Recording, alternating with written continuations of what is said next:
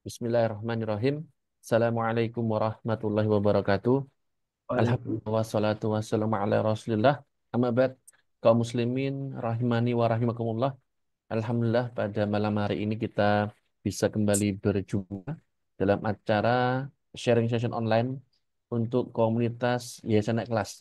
Dan alhamdulillah pada malam hari ini kita sudah kehadiran pemateri kita Mas Irfan Abu Alif. Assalamualaikum Mas. Sehat Mas?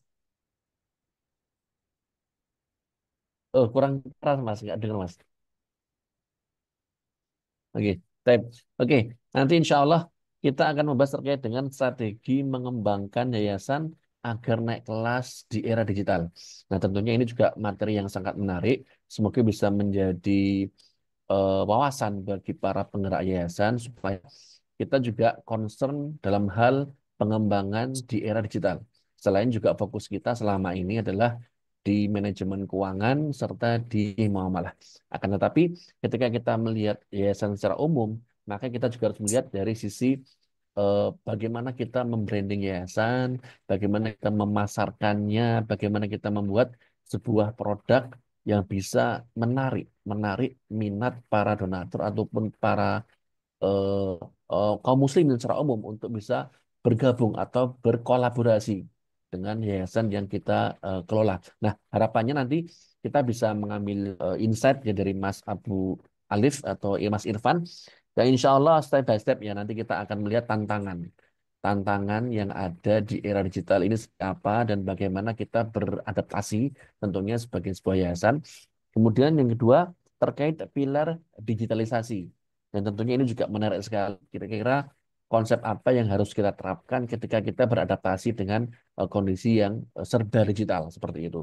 Kemudian yang ketiga, yang ini juga sangat kalah pentingnya yaitu strategi naik kelas di era digital. Nah, harapannya nanti ketika kita bisa mengelola yayasan dengan eh, berbasis digital, maka pekerjaan itu akan lebih mudah, efektif, efisien, dan tidak menimbulkan fraud. Karena apa? Karena ketika kita melihat sebuah yayasan, ketika kita masih berjalan manual, maka potensi-potensi fraud atau kecurangan itu sangat besar sekali, apalagi di sistem keuangan. Oleh karena itu, ketika kita bicara digitalisasi, maka tentunya harapannya kita bisa step by step atau lebih baik lagi untuk mengelola yayasan sehingga bisa meminimalisir risiko terkait dengan fraud maupun eh, hal-hal yang sangat merugikan bagi yayasan. Dan tentunya, insya Allah malam ini kita akan kurang lebih 1,5 ya Mas. Nanti kita coba explore materi dari Siap, beliau, siap. Masya Allah. Insya Allah. Semoga nanti kita bisa mengambil faedah banyak dari beliau dan juga ada kesempatan diskusi. Diskusi nanti Insya Allah setengah jam ke depan. Kemudian juga kita sampaikan beberapa tata tertib ya, terutama terkait dengan sharing-sharing malam ini. Yang pertama adalah kita akan mulai jam 20:05 nanti insya Allah sampai jam 21.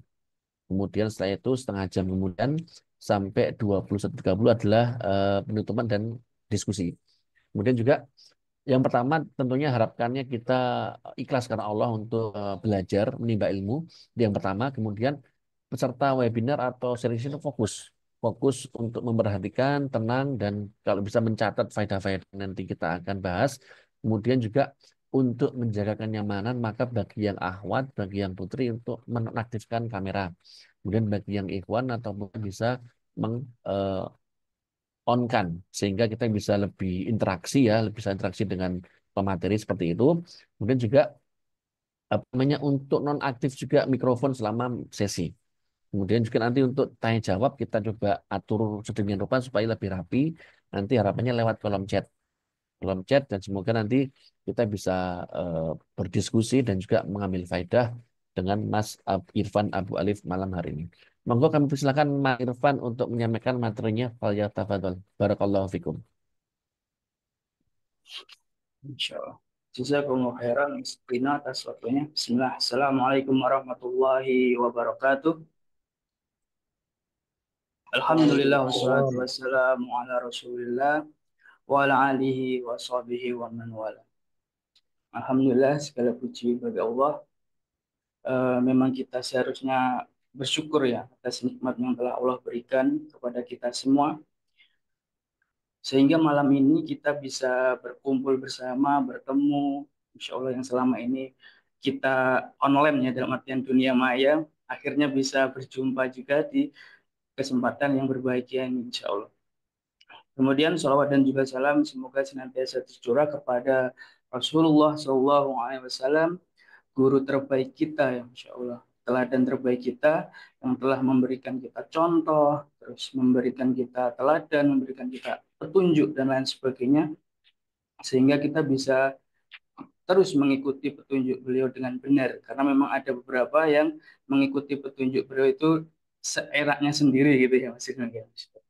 Alhamdulillah kita diberikan nikmat sampai detik ini sehingga bisa nanti insya Allah akan beberapa sekitar 60 sampai 60 menit ke depan, 60 sampai 90 menit ke depan kita akan berdiskusi ya karena tajuknya memang online sharing session jadi kita nanti sharing gitu. Jadi harapan saya nanti kita nggak hanya saya satu arah gitu artinya memang harapannya kita bisa sharing gitu.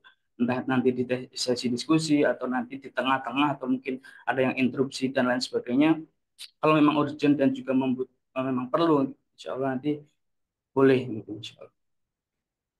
Ya, mohon izin share screen ya Mas Rino. Kita mulai insya Allah.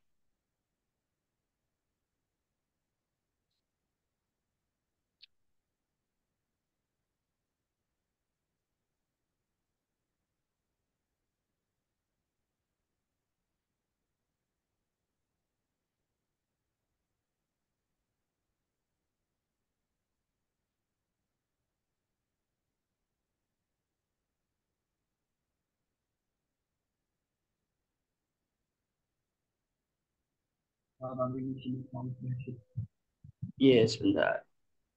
Akelan Jacob. Mr. Bean loh. Dan English.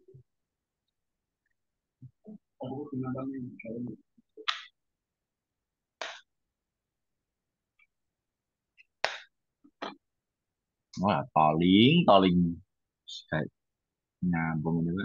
Ribet.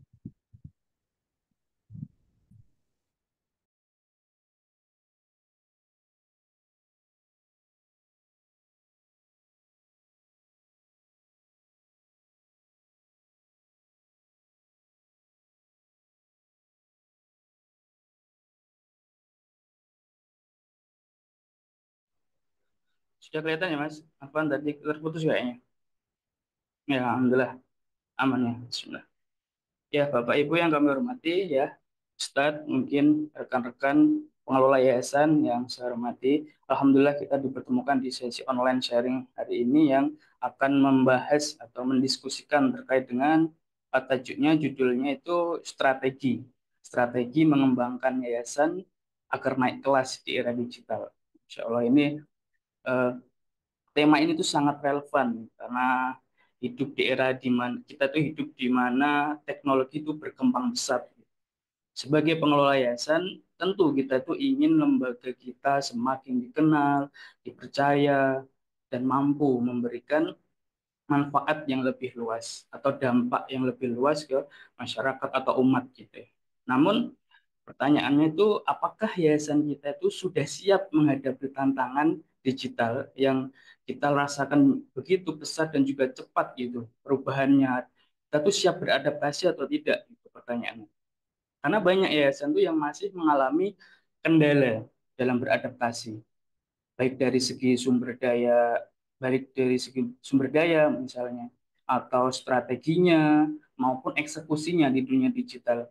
Oleh karena itu, dalam sesi malam ini kita akan membahas langkah-langkah strategis yang bisa diterapkan agar yayasan itu lebih profesional, lebih transparan, dan juga efektif dalam menjalankan visi misi dan juga tujuan mulianya. Seperti itu.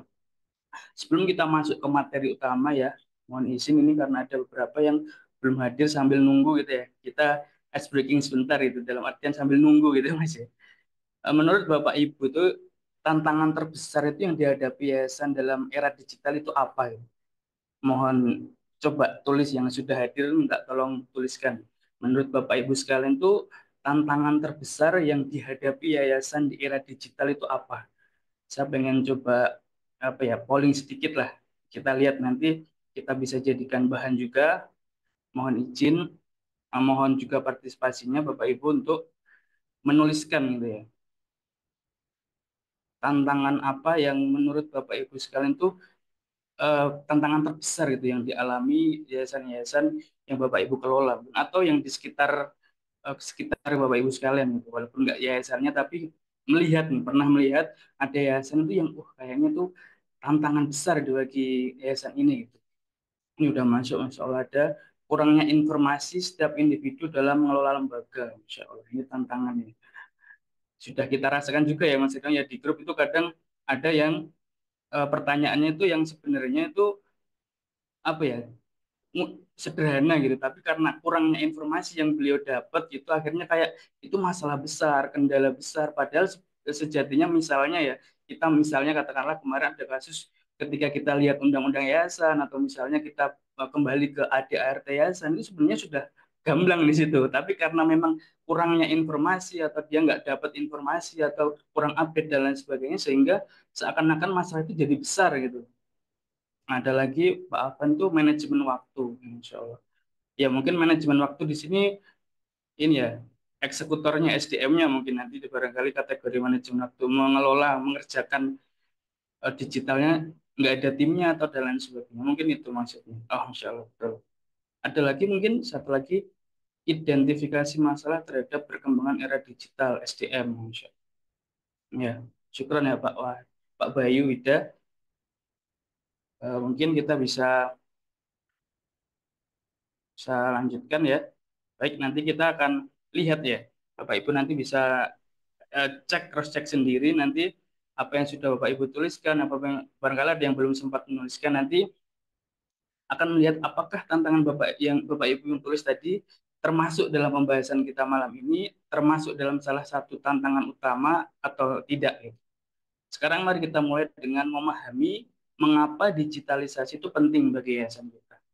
Oh ya Mas Rino nanti dan juga Bapak Ibu sekalian saya mohon izin berikan disclaimer ya, batasan gitu terkait dengan judulnya strategi mengembangkan yayasan agar naik kelas. Mungkin saya soroti masalah strateginya, di mana strategi di sini yang saya maksud bukan apa ya istilahnya teoritik yang wah jangka panjang, jangka jauh gitu, luas sekali bukan. Tapi strategi di sini yang saya dekatkan dengan strategi yang eh, apa ya aplikatif, artinya memang strateginya nanti nggak muluk-muluk gitu, nggak muluk-muluk. Memang secara teori kita bisa kerjakan dan juga dekat bisa segera kita eksekusi seperti itu. Jadi bukan strategi yang teoritik banget ya, maksudnya yang wah kayak muluk-muluk banget gitu enggak. Jadi strategi yang benar-benar aplikatif yang insya Allah nanti bisa segera dieksekusi segera seperti itu.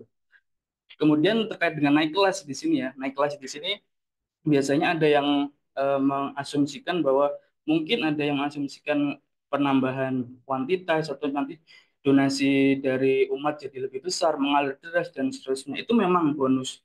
Memang insya Allah nanti bonusnya seperti itu. Tapi yang saya soroti di sini, yang kita fokuskan nanti adalah tentang bukan kuantitas, tapi kualitas itu. Terkait dengan naik kelasnya dalam artian nanti makin tata kelolanya makin baik misalnya atau nanti makin transparan atau nanti juga kredibilitasnya makin tinggi dan seterusnya. Jadi memang fokus kita ke kualitasnya walaupun nanti sebagai bonusnya kuantitas nanti juga mengikuti insya Allah seperti itu.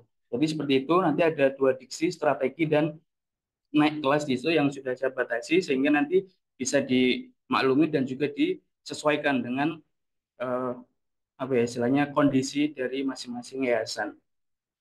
Kemudian lanjut di slide 2. Ya ini materi pertama ya. Yang pertama itu mengapa digitalisasi itu penting. Mengapa digitalisasi itu penting untuk yayasan. Jadi kita tuh hidup di era di mana teknologi itu telah mengubah hampir semua aspek kehidupan, termasuk cara kita berbagi dan berdonasi. Jika yayasan kita itu tidak mengikuti perkembangan ini, maka kita berisiko kehilangan peluang besar untuk tumbuh dan berkembang. Ya, di sini bisa dicatat, jika kita tidak mengikuti perkembangan ini, bisa dipastikan atau kemungkinan besar kita tuh akan kehilangan. Kehilangan artinya memang bisa tetap jalan, tapi akan kehilangan banyak peluang untuk tumbuh dan berkembang. Mari kita lihat beberapa data ya Bapak Ibu. Saya coba tampilkan dulu data ya. Dari yang pertama itu ada data terkait dengan penggunaan internet ya. Dari penggunaan internet itu di Indonesia tahun 2024 hampir mencapai 80% ya, 79,5% dari total populasi di Indonesia. Masya Allah. Di Indonesia itu populasinya sekitar 200 berapa puluh juta sekian gitu Mas. Saya nggak tahu pastinya, tapi 80% dari sekian itu Masya Allah, itu angka yang tidak kecil ya, angka yang sangat besar. Itu adalah menggunakan internet gitu. Itu dari sumber ABCI ya, or ID itu istilahnya kita tahu bahwa pengguna internet itu hampir 80%, sehingga bisa kita simpulkan gitu. Artinya memang ketika kita tidak masuk ke digital sini atau pengguna terkait dengan dunia internet, dunia digital dan lain sebagainya itu, kita akan sangat kehilangan 80% itu nanti. Ya. Terus yang kedua, data terkait dengan ini ya, menurut World Giving Index tahun 2024 itu di Indonesia itu kembali menjadi negara paling dermawan. Masya Allah. Di sini kata dermawan itu karena memang di situ ketika Bapak Ibu nanti coba akses ke webnya nanti, dermawan itu karena hampir 90% di populasi yang di Indonesia itu pernah atau sering berdonasi atau melakukan kegiatan sosial gitu. Artinya, dan itu kembali, artinya Indonesia itu sudah sejak, kalau Bapak Ibu nanti juga mau cek ya, berkenan cek itu, sejak tahun 2020, 2017. Tapi kalau nggak salah, saya pernah baca tahun 2017 itu sudah menjadi, apa ya, juara gitu. Ini istilahnya juara ini sudah bertahan sejak 2017. Indonesia itu menjadi paling dermawan di dunia.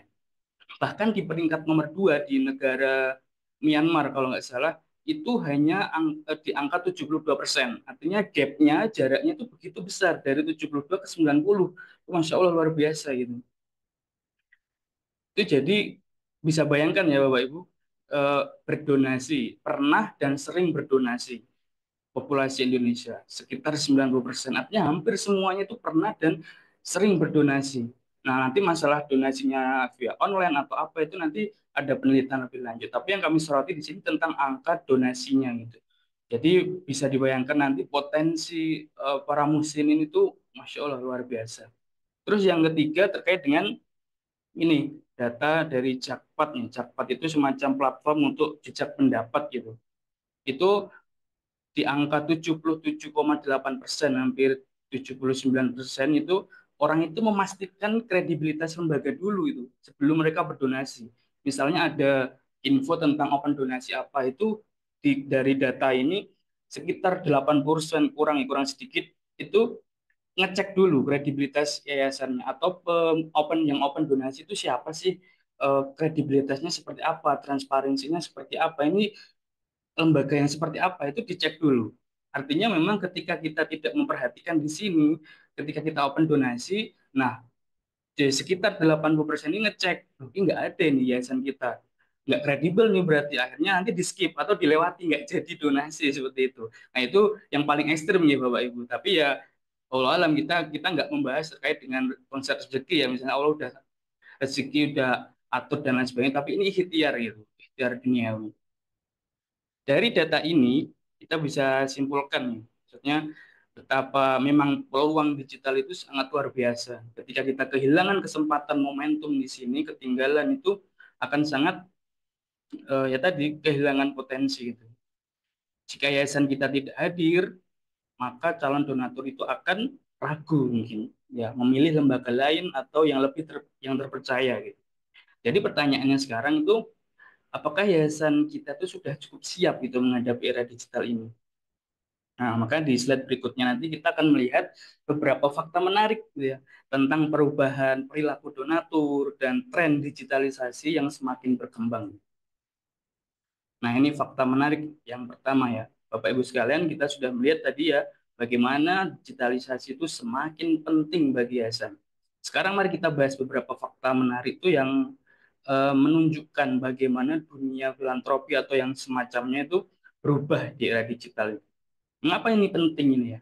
Karena jika kita memahami perubahan ini, ya nanti beberapa ada 3 poin perubahan terkait dengan perilaku nanti ya, dan lain sebagainya itu kita bisa lebih mudah itu menyesuaikan strategi. Ketika kita tahu eh, perilakunya, polanya, kondisinya itu nanti akan semakin mudah untuk menyesuaikan strategi. Seperti yang saya sampaikan di awal tadi bahwa strategi yang bisa diterapkan yang saya sampaikan nanti aplikatif artinya memang nggak saklek gitu. Jadi memang bisa fleksibel, bisa disesuaikan dengan kondisi yayasannya masing-masing. Nah, jadi ada 3 fakta utama ini. Fakta menarik yang pertama itu adalah ya Bapak Ibu bisa perhatikan dan mungkin bisa rasakan juga ya, entah eh, terasa atau enggak itu, tapi ini benar-benar terjadi. Ya, perilaku donatur itu berubah. Saat ini donatur itu semakin kritis dan selektif dalam memilih yayasan yang mau di ini ya, mau didonasikan gitu. Jadi lebih kritis dan selektif itu. Mereka tuh mencari yayasan yang transparan, profesional, dan mudah diakses secara online. Ya, ini saya bold di sini ya, saya tebalkan teksnya itu mudah diakses secara online. Karena apa? Jika yayasan kita tidak bisa memberikan informasi dengan jelas atau tidak ada bahkan di dunia internet digital itu atau susahlah diakses di internet, mereka tuh akan mencari alternatif lain atau kita akan di skip gitu. Walaupun sebenarnya program donasi kita itu Masya Allah luar biasa ya. Nanti eh, apa istilahnya penerima manfaatnya ini Masya Allah nanti benar-benar sangat membutuhkan dan seterusnya. Tapi karena tadi ya mungkin eh, kita di skip tadi ya karena beberapa faktor tadi yang sudah saya sebutkan tadi ya eman gitu ya, sayang gitu. Makanya di sini ikhtiar kita untuk bagaimana kita bisa membuat digitalisasi nanti agar tadi nggak ada kasus-kasus skip, skip, skip dan lain sebagainya. Yang kedua terkait dengan nah ini tren donasi digital meningkat. Ini ada donasi melalui transfer, e-wallet dan platform crowdfunding itu terus meningkat pesat. Di sini kata-kata terus meningkat pesat. Bahkan data beberapa tahun itu sudah berubah terus. Beberapa bulan itu sudah berubah. Orang-orang tuh lebih nyaman gitu ya Bapak Ibu sekalian tuh berdonasi secara online gitu. Bahkan kita sudah lihat ya mungkin di sekitar saya ada, mungkin di Bapak Ibu juga rasakan di lingkungannya di masjid sekitarnya tuh bahkan kotak amal pun sekarang sudah ditempeli apa istilahnya QR code gitu ya. Kris atau apapun istilahnya itu sudah ditempeli di situ. Jadi memang sudah menyediakan layanan untuk donasi online gitu. Karena cashless atau mungkin kenyamanan, cepat dan lain sebagainya. Jadi trennya sudah berubah itu sudah dari yang konvensional harus ke pintu door to door lewat lewat online cash apa lewat offline cash dan seterusnya itu sudah mulai bergeser itu trennya. Terus yang ketiga terkait dengan efisiensi dan transparansi. Nah, ini digitalisasi itu di sini berperan untuk memungkinkan ya untuk mengelola donasi dan program secara lebih efisien dan transparan. Karena memang lewat digitalisasi eh, sistem donasi itu lebih yaitu tadi lebih aman, transparan, efisien, riwayatnya bisa ditelusuri, bahkan sampai by date, by name dan seterusnya itu bisa difilter dan seterusnya sehingga sangat efisien gitu dan juga efektif nanti. Apalagi nanti ada sistem terintegrasi dan lain sebagainya sehingga mengurangi kesalahan. Biasanya yang kalau ada donasi kita masih nyatet manual lewat tulis, ngetik dan seterusnya itu ketika ada sistem integrasi itu nanti lebih lebih mudah lagi. Nah, dari ketiga fakta menarik ini ya, coba nanti bayangkan Bapak Ibu sekalian, jika Bapak Ibu tuh ingin berdonasi, coba kita bayangkan bersama aja. Saya juga membayangkan. Ketika kita ingin tuh ingin berdonasi ya, apakah Bapak itu akan memilih yayasan yang memiliki website rapi, media sosial yang aktif, dan laporan keuangan yang transparan, atau yang minim informasi dan tidak jelas keberadaannya? Coba nanti Bapak Ibu bisa bayangkan secara pribadi lah gitu. Misalnya bayangkan nih Bapak Ibu mau donasi nih. Kira-kira eh, memilih yayasan itu yang atau yang membuka open donasi itu yang punya website rapi, media sosialnya aktif, terus laporan keuangan juga transparan dan seterusnya. Atau yang kedua, yang tadi tidak jelas keberadaannya, informasi yang disampaikan minim, bahkan di internet nggak muncul itu. Ya walaupun kita nggak bisa menjudge ya, maksudnya dalam artian belum tentu yang nggak punya website itu nggak kredibel, nggak amanah gitu. Itu bukan ke situ arahnya. Tapi minimal ketika kita bayangkan sendiri ya, kita posisikan diri kita itu sebagai donatur, pasti dari kedua tadi milih yang pertama. Itu udah insting gitu ya, Masya Allah, itu udah withdraw gitu. Walaupun ya tadi kembali ya nggak menjustifikasi yayasan manapun seperti itu. Nah, di sini selanjutnya di fakta menarik. Nah, ini lanjutannya ya. Jadi quote artinya catatan penting terkait dengan fakta tadi ya, bahwa jika kita itu tidak segera beradaptasi, kita bisa tertinggal jauh gitu ya dari yayasan lain yang sudah lebih dulu memanfaatkan teknologi digital. Jadi banyak sudah yang sudah memanfaatkan dan sekarang sudah melejit itu sudah panen gitu, Masya Allah. Kalau kita, tapi sekali lagi saya ingatkan ya Bapak Ibu, nggak ada kata terlambat. Artinya kita bisa menyusul mereka dengan strategi dan juga kemauan yang besar gitu. Maksudnya kalau kita mau pasti insya Allah nanti bisa gitu ya. Itu terkait dengan fakta menarik. Nah ini yang kedua, materi kedua atau tantangan yayasan di era digital. Di era digital ini segalanya berubah dengan sangat cepat. Ya, tadi sudah saya sampaikan terkait dengan perubahan perilaku dan lain sebagainya tadi ya. Jadi setelah melihat bagaimana perilaku donatur tadi berubah, misalnya melihat bagaimana trennya meningkat, tren donasi digitalnya meningkat dan pentingnya transparansi tadi, kita bisa simpulkan tadi ya, fakta-fakta ini tidak mungkin bisa pertanyaan lagi buat Bapak Ibu sekalian biar bisa sering refleksi itu. Apakah kita ingin yayasan kita tetap bertahan dan berkembang ataukah kita ingin kehilangan peluang besar hanya karena enggan berubah gitu. Artinya memang saya nggak paksa, artinya memang sebenarnya sharing malam ini tuh memberikan opsi gitu, memberikan alternatif ketika memang karena ada beberapa saya jumpai memang ada itu yayasan atau pihak atau mungkin seseorang itu yang sudah apa ya kayak skeptis, maksudnya kayak digital itu nggak usah rumit gitu atau ribet atau mau sudah di skip dulu gitu, ada yang semacam itu. Makanya ini nanti opsi aja, barangkali nanti kalau mau berkembang atau bertahan seperti itu ya monggo silahkan gitu ya, atau kita ingin tuh dan nanti juga akan kehilangan peluang tadi yang saya sampaikan tadi karena ini tadi ya coba. Nah ini jadi coba saya ulang sedikit ya, saya belum sampaikan tadi yang sudah saya tandai tapi belum saya tekankan gitu ya, di sini saya lupa tadi.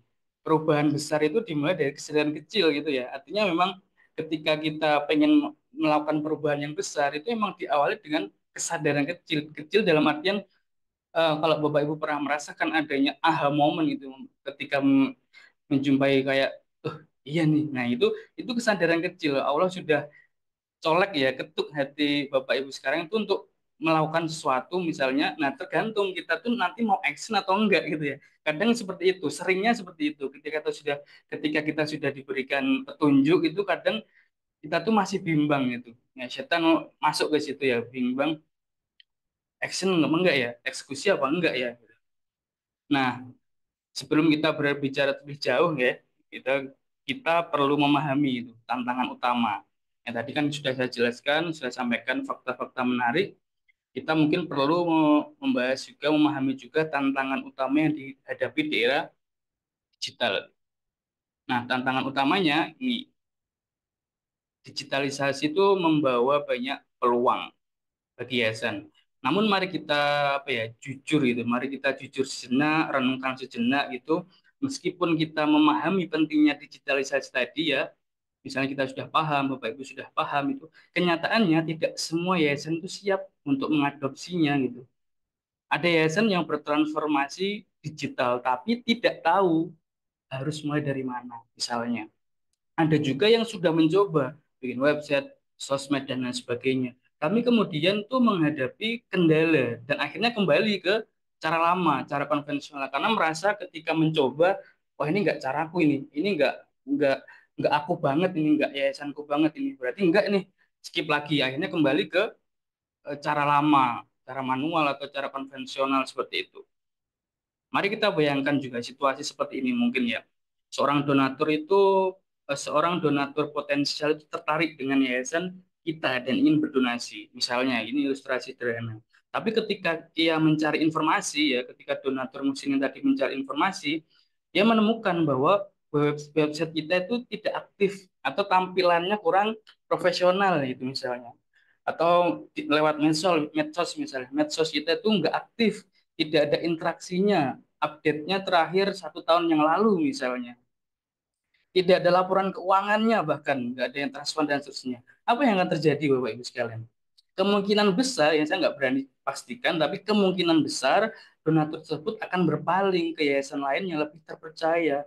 Ketika ada alternatif, pasti secara insting kita tuh akan memilih yang lebih baik, yang lebih apa ya tadi seperti yang saya sampaikan tadi terkait dua opsi tadi. Jadi sebelum kita membahas solusi, kita mungkin harus pahami juga tentang tantangannya dulu. Ketika kita bisa solusikan tantangan tersebut, insya Allah nanti kita bisa eh, susunkan atau polakan strateginya. Tadi ya, ada beberapa yang sudah menuliskan tantangan utama tadi, kita bisa cocokkan nanti apakah masuk di sini tantangan utama yang dirasakan. Nah, ini pertanyaan tadi ya, pertanyaan mendasar tuh yang untuk Bapak Ibu, apakah yayasan kita tuh sudah siap beradaptasi atau belum? Nanti Bapak Ibu sekalian yang silahkan jawab sendiri di dalam hati atau introspeksi atau renungkan seperti itu. Terus selanjutnya ini tantangan utama yayasan di era digital. Nah, ini berdasarkan pengalaman dan juga riset yang ada, itu ada 3 tantangan besar yang sering dihadapi. Walaupun sebenarnya tantangan itu ada banyak, cuma di sini saya coba dekatkan dengan 3 yang utama, 3 terbesar lah istilahnya seperti itu. Yaitu nih, kurangnya sumber daya, Masya Allah. Tadi udah jelas ya, tadi ada yang menuliskan juga kurang SDM dan lain sebagainya. Ini benar. Ini yang paling utama ini, ya kurangnya sumber daya. Tidak memiliki tim khusus untuk mengeksekusi digital, terus juga terbatasnya anggaran, sumber daya terkait dengan anggaran, dan juga sulit mencari SDM yang apa ya istilahnya berkompeten gitu. Ada SDM yang mungkin mau mengelola, mau mengeksekusi, tapi nggak kompeten, itu nggak punya basic di situ. Itu juga kendala juga di situ. Terus contoh nyata gini ya, Bapak Ibu sekarang. Banyak yayasan itu ingin apa ya, mengoptimalkan media sosialnya, tetapi tidak punya tim atau tidak punya SDM itu yang cukup untuk mengelolanya, nggak punya basic, nggak punya dan lain sebagainya. Akibatnya apa?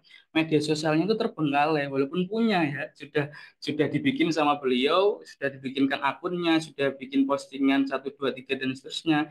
Tapi karena nggak ada basic dan juga nggak ada semangat tadi, nggak ada apa ya istilahnya ketertarikan untuk menggeluti itu akhirnya ya aras-arasan dalam tanda kutip seperti itu ya akhirnya terbengkalai tidak aktif sehingga audiens yang tadi yang hadir atau yang masuk lewat situ tadi merasa wah ini biasanya kurang profesional nih atau udah nggak aktif ini gitu. Nah, terus apa solusinya? Nah, solusi jangka pendeknya mungkin yang bisa di apa istilahnya dibayangkan mulai sekarang itu ada banyak tool gratis ya Bapak Ibu sekalian nanti yang bisa membantu yayasan itu tetap profesional walaupun tanpa biaya besar gitu. Jadi nggak harus biaya mahal gitu, harus beli aplikasi atau tools yang berbayar mahal agar bisa membuat konten yang menarik dan sebagainya itu enggak. Itu bahkan sekarang yang aplikasi juta umat ya mungkin Mas Ito juga pakai, saya juga sendiri juga pakai itu yaitu Canva, Masya Allah. Canva itu udah apa ya lebih dari cukup itu untuk membuat konten yang berkualitas, entah dari berupa gambar atau berupa video itu Masya Allah bisa. Bahkan animasi slide PowerPoint, bahkan slide saat ini tuh saya bikinnya pakai Canva ya Bapak Ibu Guru. Bapak Ibu Guru, Bapak Ibu sekalian.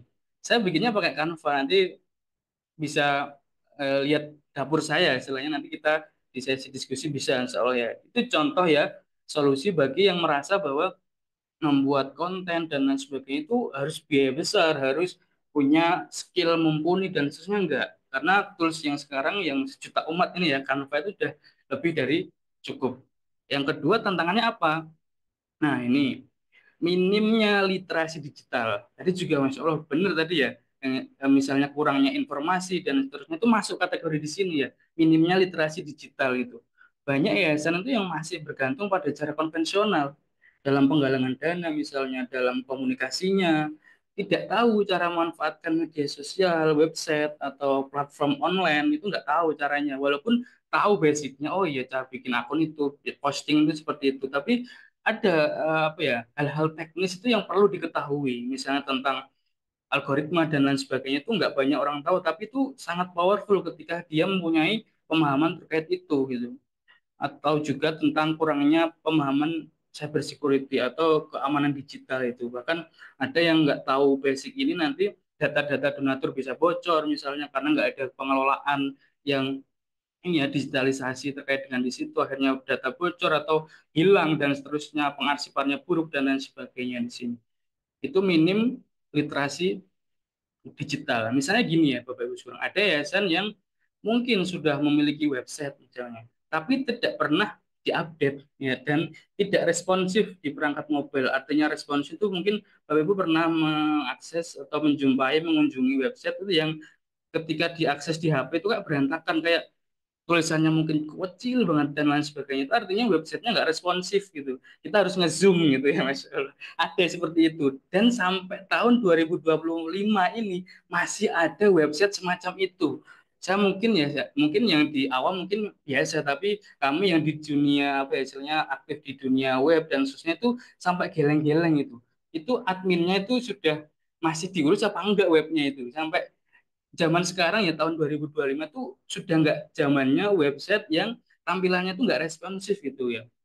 Seolah yang harus ngezoom dulu dan lain sebagainya itu dikurangi. Ya mohon maaf ketika Bapak Ibu sekalian yayasannya masih seperti itu. Saya nggak ya maksudnya nggak nggak apa ya istilahnya nggak menjustifikasi dan cuma kita lagi-lagi ya di sini kita belajar bersama, kita sharing nanti agar ya nanti tujuannya itu untuk kebaikan juga sehingga nanti mohon maaf kalau ada yang tersinggung, mungkin saya nggak ada maksud sama sekali. Terus yang ketiga, ini ya,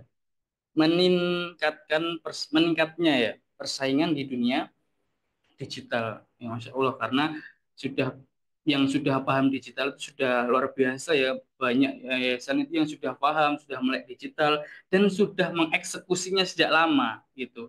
Artinya persaingannya sudah semakin ketat. Tapi sekali lagi saya ingatkan, tidak ada kata terlambat nih Bapak Ibu sekalian. Jadi kalau memang mau action sekarang, baru mau mulai sekarang itu it's okay, nggak ada masalah sama sekali. Yang penting mau untuk berubah, untuk beradaptasi, untuk mau memperbaiki dan seterusnya itu yang penting itu. Masalah nanti kesulitan atau saya baru mulai dan seterusnya itu masalah nomor sekian gitu. Yang pertama dulu mau dulu gitu. Seperti itu. Itu terkait dengan tadi ya tantangan utama. Jadi Bapak Ibu sekalian belajar digitalisasi itu sebenarnya bukan sekedar tren gitu ya. Karena banyak yang punya mindset trennya digital, ikut-ikut digital, FOMO lah istilahnya apa takut kalau ketinggalan tren dan sebagainya bukan. Jadi sebenarnya digitalisasi itu bukan cuma hanya tren saja tapi tentang membangun masa depan itu, orientasi masa depan, investasi jangka panjang itu agar yayasan kita itu lebih profesional seperti itu. Selanjutnya di ini ya, tadi kita sudah tahu tantangannya di dunia digital, kita lanjut di cara efektif. Nah, ini yang pertama, cara efektif untuk mengatasi tadi ya, dari tiga tadi ada cara-cara efektif untuk mengatasinya. Ini sebelumnya ini kita sudah membahas ya tadi tiga tantangan utama.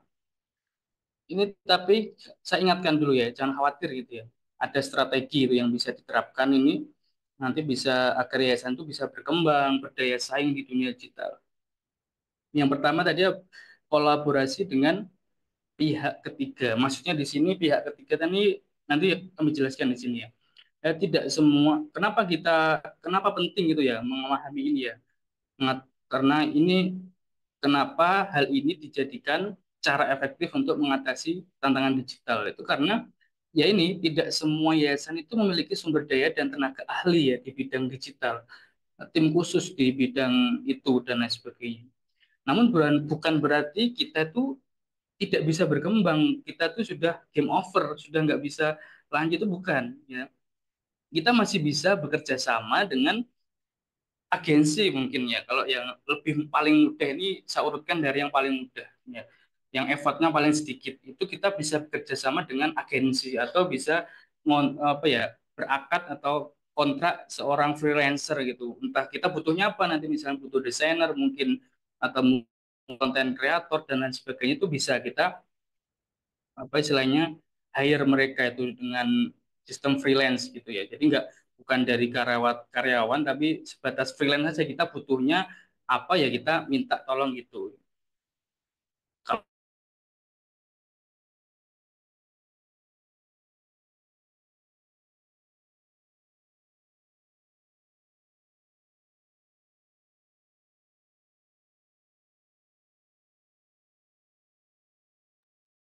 Putus Mas Irfan. Mas Irfan. Halo?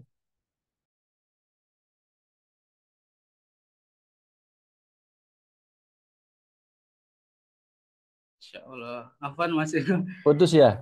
putus lagi Mas. Oh iya, iya, Qadarullah Bang. ini emang habis hujan Mas ini, jadi emang mungkin Oh iya, iya. koneksinya agak ini ya. Coba Siap, siap. mohon izin dari screen lagi. Baik, iya, monggo lanjut, Mas.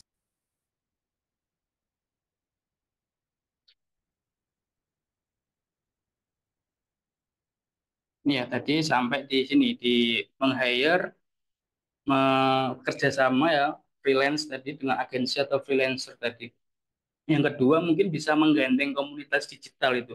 Karena mungkin kita sering, mungkin Bapak Ibu ada yang belum tahu atau mungkin ada yang sudah tahu, itu ada komunitas digital itu yang khusus menyediakan tadi ya freelancer-freelancer itu yang ya mereka tersedia gitu di hire khusus untuk menangani sebuah proyek-proyek tertentu gitu. Terus salah satunya di situ mungkin desain konten yayasan atau mungkin konten kreatornya yayasan dan seterusnya, itu ada yang semacam itu. Jadi silahkan nanti Bapak Ibu cari info tentang komunitas digital ini, yang intinya tuh kita tidak harus melakukannya sendiri gitu Bapak Ibu sekalian. Ini yang perlu digarisbawahi. Walaupun kita kalau kita pengen terjun di dunia digital itu, terus kita punya mungkin mindset atau punya apa bayangan aku nggak bisa ya, nggak masalah kalau nggak bisa, kita tuh nggak harus melakukannya sendiri gitu. Kita bisa tadi ya berkolaborasi dengan pihak ketiga gitu, manfaatkan kolaborasi karena memang zamannya sekarang itu kolaborasi. Kalau dulu mungkin ada eh, masa-masa di mana kompetisi, artinya memang kita bekerja sendiri, pokoknya senggol-senggolan dengan yayasan A B C gitu. Pokoknya aku harus bisa.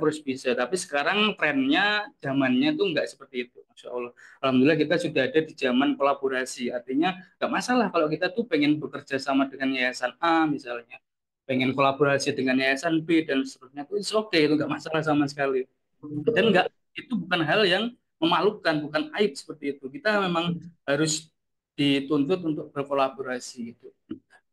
Terus yang kedua, pelatihannya, pelatihan atau pengembangan SDM. Karena yang tadi saya sampaikan ini yang paling mudah, kalau kita punya anggaran dialokasikan untuk itu. Yang kedua ini kita agak effort sedikit ya melakukan pelatihan dan pengembangan SDM. Paling tidak FGD lah, semacam FGD atau diskusi di internal yayasan itu, siapa yang kira-kira punya basic di situ diminta untuk share itu, melakukan FGD atau diseminasi dan lain sebagainya. Itu nanti untuk menularkan skillnya itu ke SDM-SDM yang lainnya. Itu ini yang kalau nggak ada anggaran di situ kita bisa alokasikan ke sini untuk pelatihan internal gitu, atau pelatihan di eksternal juga monggo silahkan.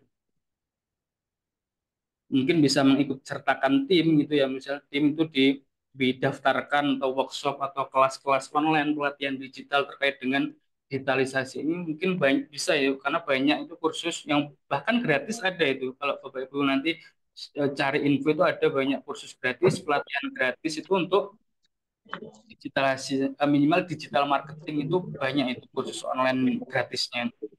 Atau mungkin bisa cara memberikan insentif mungkin ya untuk tim atau SDM itu yang berhasil meningkatkan performa digitalnya. Misalnya walaupun dia nggak ada basic, tapi dia berhasil itu membuat sosmednya viral atau websitenya rapi dan seterusnya, entah dengan perjuangan dan seterusnya, itu di luar jam tanggung jawabnya, dia meluangkan waktu untuk mengelola websitenya, tuh kita bisa berikan insentif. Itu nanti akan semakin semangat, itu nanti bisa menjadi potensi-potensi, barangkali bisa didelegasikan untuk full mengelola itu atau bagaimana bisa seperti itu.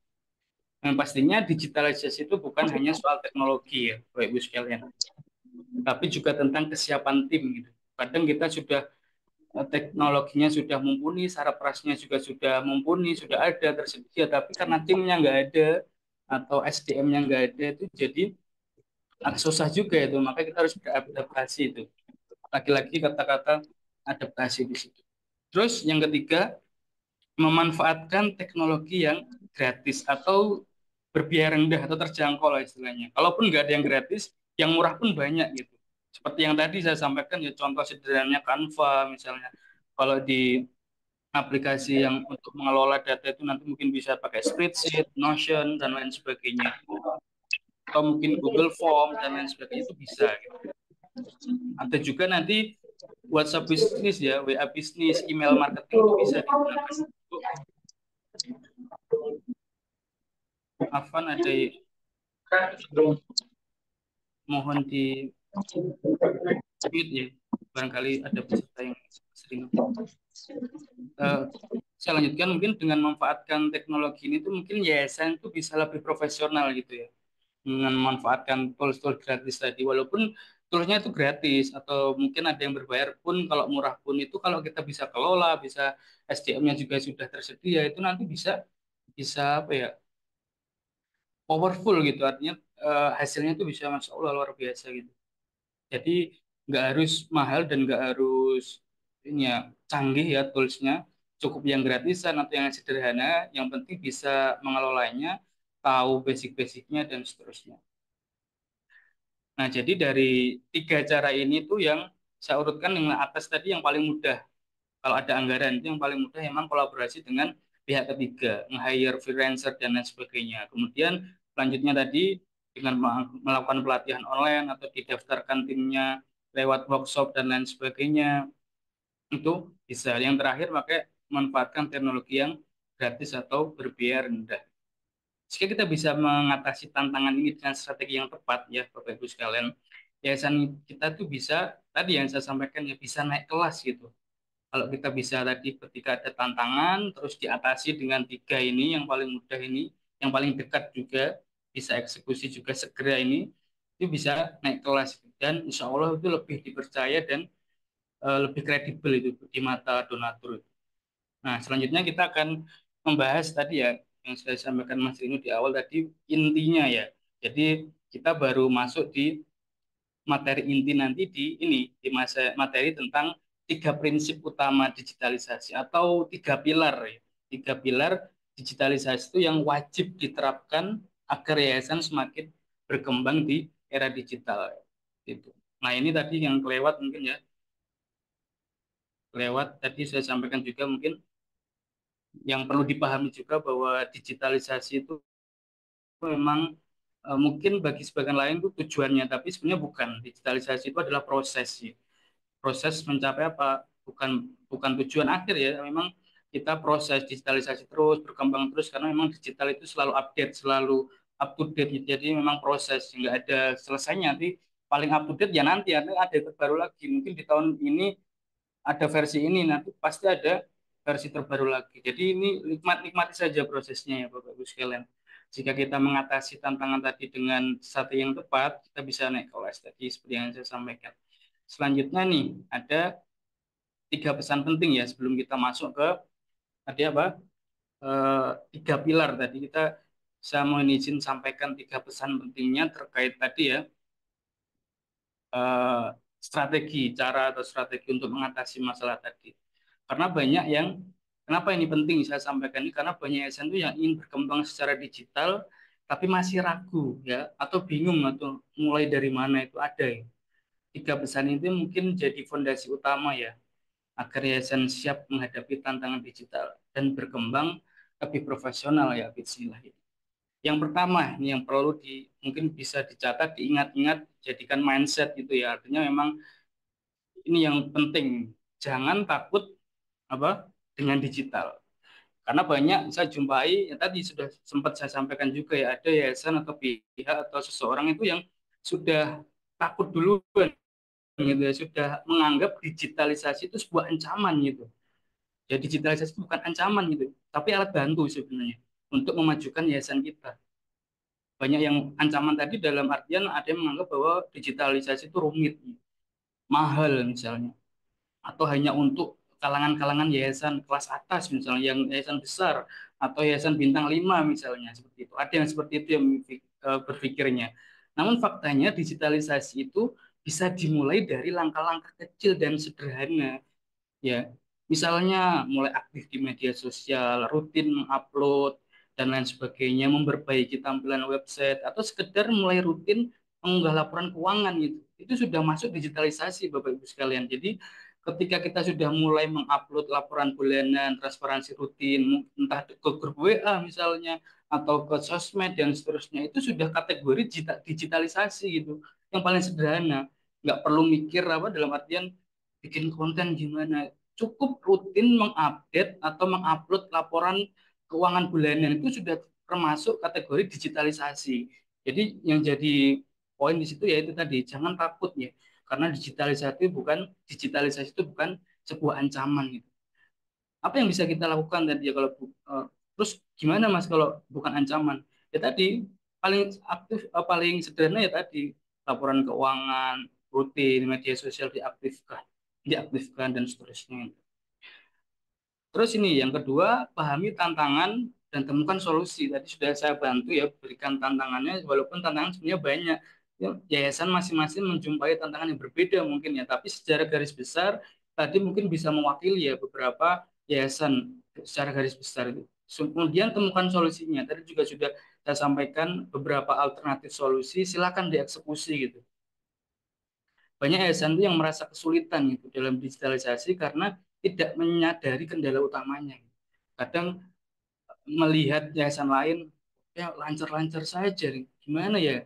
Tapi kita sebenarnya nggak bisa membuat atau menjadikan yayasan lain itu sebagai tolak ukur sepenuhnya gitu. Artinya memang kondisi yayasan kita berbeda, tantangannya juga berbeda, kondisinya berbeda, situasinya berbeda. Maka kita harus pahami dulu kalau di dunia bisnis mungkin ada model kanvas atau dan lain sebagainya. Kita bisa polakan itu kendalanya apa, nanti SWOT-nya apa dan lain sebagainya. Kita harus pahami dulu gitu sebelum kita eksekusi.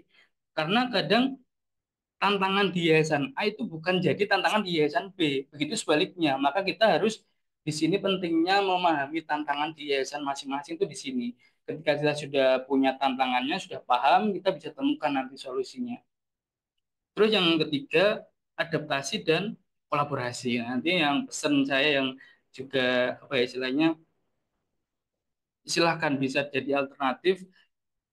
Ayo, ya, kita berkolaborasi, beradaptasi, jangan takut digital, terus nanti juga jangan malu, gengsi, mengakui bahwa, oh, yayasan saya itu kurang di bagian ini. Kita cari kolaborasi pihak-pihak yang bisa membantu kita di bagian ini untuk menambal tadi itu bukan aib itu. Ya maksudnya dalam artian kita it's okay untuk kita menjumpai kendala itu nggak masalah gitu. Mungkin kita juga yayasan lain itu juga maklum karena mereka mungkin juga merasakan. Jadi kita terbuka dalam artian untuk mencari tadi ya kolaborator tadi. Kita harus sering-sering beradaptasi, berkolaborasi. Karena apa? Kita tidak bisa sendiri ya. Selain kita makhluk sosial, yayasan itu juga memang lembaga sosial. Artinya memang tujuannya, mulianya itu misi visinya itu untuk kepentingan sosial. Jadi kita memang harus bersosial gitu, nggak bisa sendirian gitu. Karena setiap yayasan itu punya tantangan yang berbeda gitu. Kemudian yes, nah ini yang pesan juga ini. Siap menghadapi tantangan digital, siap nggak Bapak Ibu sekalian? Setelah beberapa orang tadi, walaupun kita belum masuk ya materi utama, tapi paling tidak kita nanti akan saya sering tanyain ya, rutin Mas, nanti sepanjang eh, sesi ini akan saya tanyakan terus nih kesiapan Bapak Ibu sekalian itu. Apakah semakin nambah slide-nya nanti semakin yakin atau justru ke belakang jadi semakin ragu nih. Wah, yakin apa enggak nih masuk ke digital ini? Atau mungkin ada yang kebalikannya. Wah, semakin siap, Masya Allah. Ya, barakallahu fikum. Kemudian di selanjutnya ini ya, di materi ketiga ini atau materi intinya itu. Ada 3 pilar digitalisasi untuk yayasan.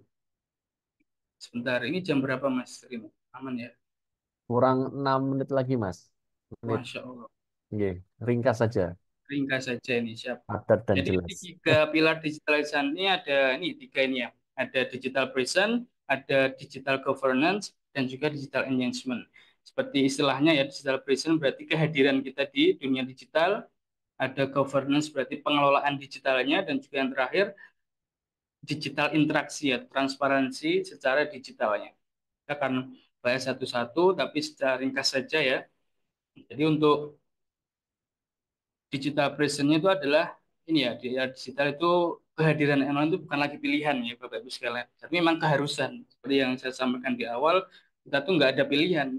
Maksudnya bukan lagi pilihan, kita mau nggak mau harus ikut gitu di digital ini, kehadiran digital itu.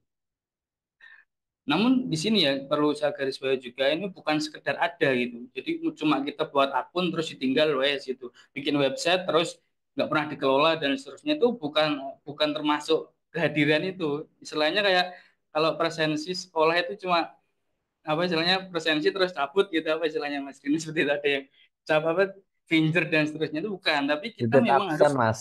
oh nitip absen ya. Kerap Bukan mesti. seperti itu gitu Bapak Ibu. Jadi kita ada hadir tapi juga bagaimana juga mengelolanya gitu. Makanya di sini nanti ada poin-poin penting di digital presence itu. Yang pertama nanti terkait dengan website yang profesional. Nanti juga kita bisa detailnya ke, bisa sambung di sesi tanya jawab mungkin ya insya Allah. Tadi yang seperti yang saya sampaikan ya, website profesional tadi harus fokus, misalnya informasinya harus lengkap, menyantumkan visi misi atau halaman tentang kami, itu penting. Itu halaman tentang kami itu halaman yang menurut beberapa ini ya, survei beberapa rekan itu di dunia website itu paling banyak dikunjungi dari setiap website adalah halaman tentang kami. Maka kalau kalau punya website nggak ada halaman tentang kami, wah ini danger sih, bahaya besar ini, karena nanti akan, ya percuma websitenya untuk apa kalau nggak ada halaman itu. Karena kebanyakan orang ketika mengakses sebuah website pengen tahu nih websitenya siapa, ini buat apa dan lain sebagainya. Kemudian aktivitas media sosial tadi ya, kita mulai buat akun, terus konten dan lain sebagainya. Terus yang ketiga nanti juga terkait dengan SEO ya, engine optimization, itu bagaimana website kita atau yayasan kita itu muncul di pencarian, entah itu Google, Bing, Microsoft dan seterusnya. Pokoknya ketika ada audiens itu mengetikkan, nulis ya di browser atau di Google Search ya misalnya, yayasan A, itu muncul nggak yayasan Bapak Ibu Guru, itu termasuk SEO-nya. Jadi ada cara-cara, trik-triknya agar kita bisa tampil di hasil pencarian itu dan bisa di nomor atas terus ya. Karena kadang kita sudah masuk ya, website kita sudah masuk di internet tapi halaman sekian nggak dikunjungi itu. Yang kedua, digital governance atau pengelolaan digital. Di sini nanti kaitannya dengan misalnya ada dana donatur, terus donasi, pencatatan donasi dan seterusnya, itu sudah dikelola secara digital, nggak manual lagi ya. Informasi dan sistem digitalnya itu bahkan sudah ada cyber security, sudah diamankan data-datanya dan lain sebagainya. Terus yang ketiga adalah digital engagement atau interaksi dan transparansi tadi ya. Bagaimana kita tuh bisa berkomunikasi dan berinteraksi dengan audiens secara efektif dan transparan. Nanti bisa dengan cara langkah-langkahnya itu storytelling yang inspiratif. Ini sudah pernah dijelaskan di webinarnya Mas Esa kemarin ya Mas Dino ya. Storytelling itu yang copywriting. Bagaimana membuat kalimat, membuat kisah nyata, membuat kata-kata bahasa itu yang menyentuh gitu. Artinya masuknya bukan hanya lewat mata tapi ke hati juga, itu ada trik-triknya, cara-caranya.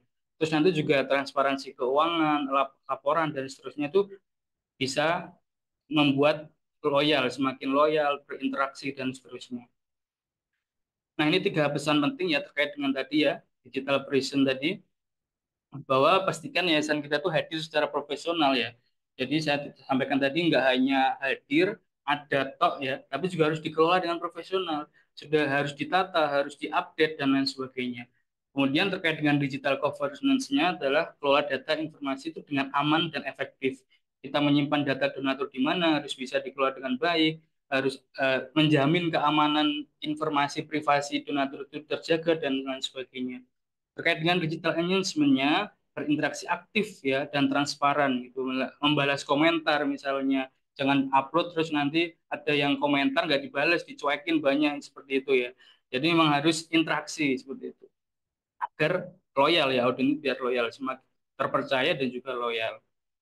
Nah, ini untuk strategi naik kelasnya itu saya ringkas karena ini ada kaitannya, sudah saya jelaskan di masing-masing poin tadi. Intinya strateginya ini adalah menerapkan dari tiga pilar tadi, Mas Rino ya dan Bapak Ibu sekalian. Jadi dari tiga pilar tadi distrategikan masing-masing. Contoh nanti misalnya di digital presence-nya misalnya, perbaikan websitenya misalnya. Websitenya diperbaiki agar lebih profesional, menggunakan template-nya lebih modern, mobile friendly, responsif tadi ya. Halaman tentang kaminya dibuat yang jelas dan informatif dan lain sebagainya. Optimasi SEO-nya juga, nanti ada cara-caranya. Kemudian tentang kontennya juga harus gunakan storytelling yang otentik agar bisa menyentuh tadi ya, nggak cuma di mata tapi juga di hati para audiens kita. Membuat gambar dan desain visual yang menarik, ini bisa pakai Canva juga tadi, membuat video pendek yang menginspirasi dan lain sebagainya. Ini yang perlu diingat adalah ini ya Bapak Ibu sekalian, kesan pertama itu terjadi di dunia maya, nanti baru lanjut ke WA, ke pertemuan kunjungan ke yayasan dan lain sebagainya. Tapi kesan pertama, first impression-nya itu tetap di dunia maya, entah medsosnya, websitenya, dan lain sebagainya. Terus yang ketiga terkait dengan digital governance-nya, mungkin kita bisa ringkas saja karena tadi hampir mirip ya. Maksudnya sudah saya sampaikan sedikit tadi di tengah tadi ya terkait dengan manajemen datanya itu menggunakan Google Sheet misalnya atau Notion itu jangan manual lagi itu. Ada Google Sheet itu rumus-rumus yang bagaimana kita bisa mengelola otomatis terotomatisasi dan seterusnya itu bisa insya Allah ya.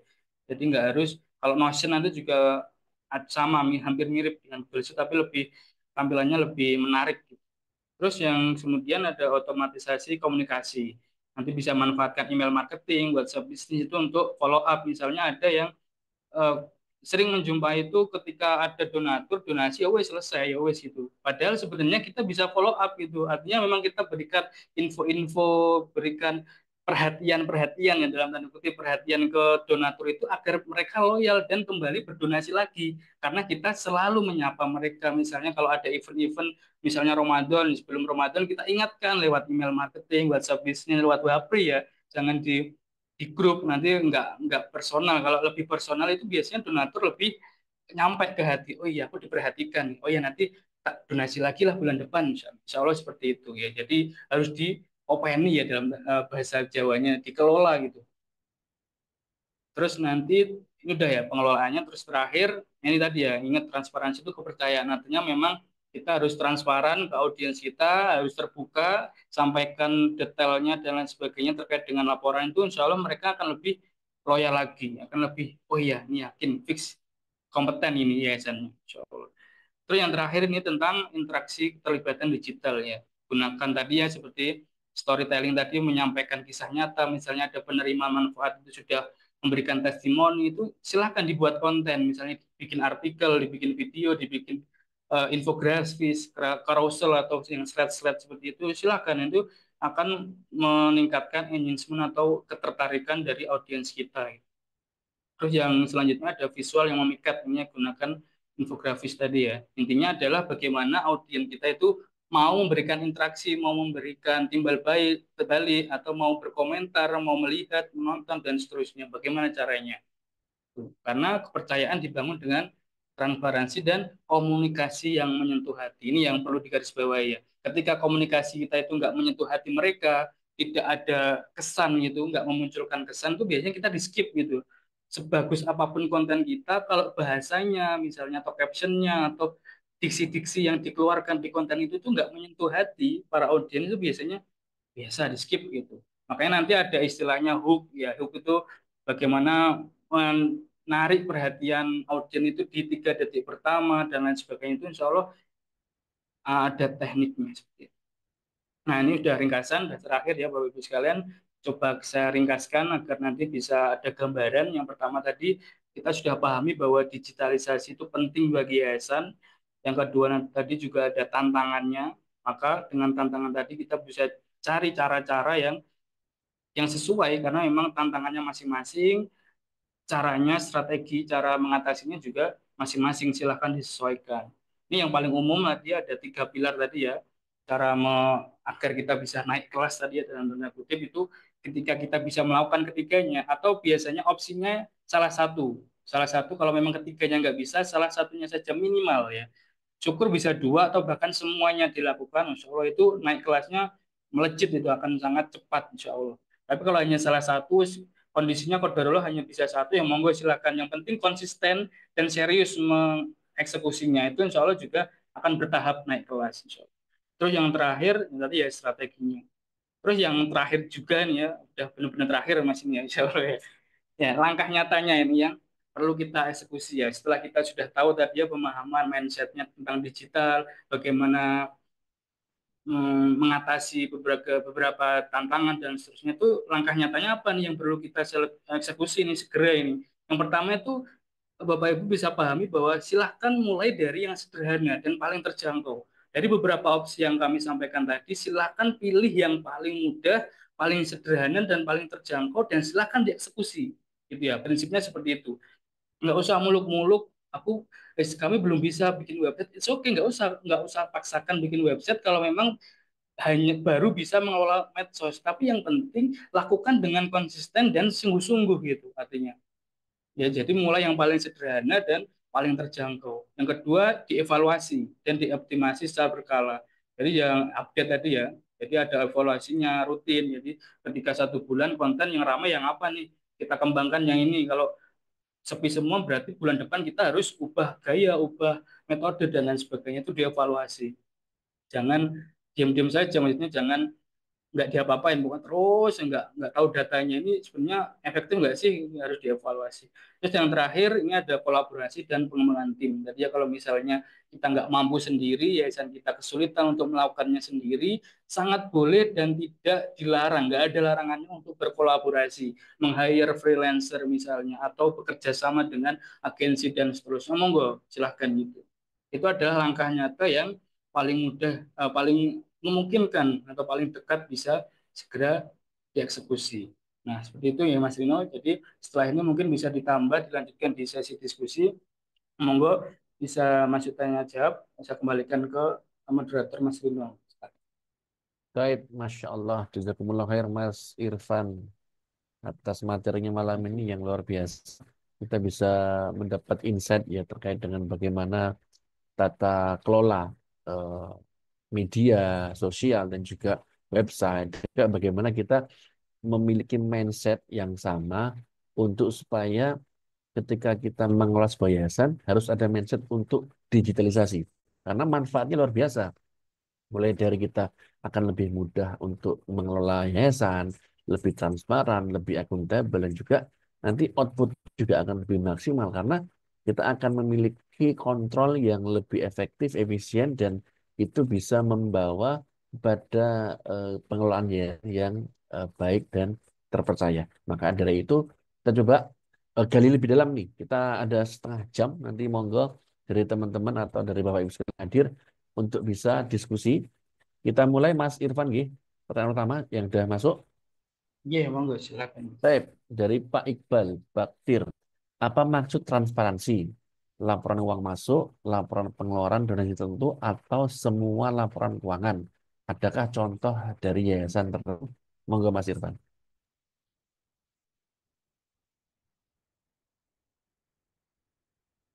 Iya, Bismillah ya. Mohon izinnya tadi menjawab pertanyaan Pak Iqbal tadi ya terkait dengan maksud transparansi, laporan uang masuk atau semua laporan keuangan. Intinya adalah seperti ini ya Pak. Ketika kita kan yang paling mudah itu yang laporan bulanan gitu. Artinya memang laporan bulanan itu yang saya sering lihat itu yang dari ini ya, yang Mas Rino mungkin yang paling mudah itu, yang paling sering melakukan ini ya, dari apa, rumah tahfiz ya Mas Rino ya. Itu Hmm. sering, bukan sering ya, setiap bulan itu upload berkas laporan keuangan gitu. Artinya memang ya ini bukan laporan ini ya, bukan uang uang ya secara umum aja, maksudnya dalam artian nggak detail, bukan jurnalis dan seterusnya itu, tapi laporan keuangan yang bulanan itu, yang maksudnya yang kalau contoh mungkin Mas Rino ada nggak Mas? Saya harus nyari dulu nih. Intinya adalah tadi ya Pak Iqbal ya, bukan laporan keuangan yang detail itu, bukan, nggak usah ya. Intinya ada keluar uang masuk berapa totalnya, nanti ada pengeluaran berapa, ada istilahnya apa saldonya dan lain sebagainya, nanti ada dan seterusnya seperti itu. Kalau yang dari contoh yayasan mungkin ya tadi yang seperti saya sampaikan, mungkin punya rumah tahfiz Mas Rino tadi bisa, atau nanti bisa saya coba kirim nanti. Saya harus nyari dulu ini. Seperti itu Mas Dino.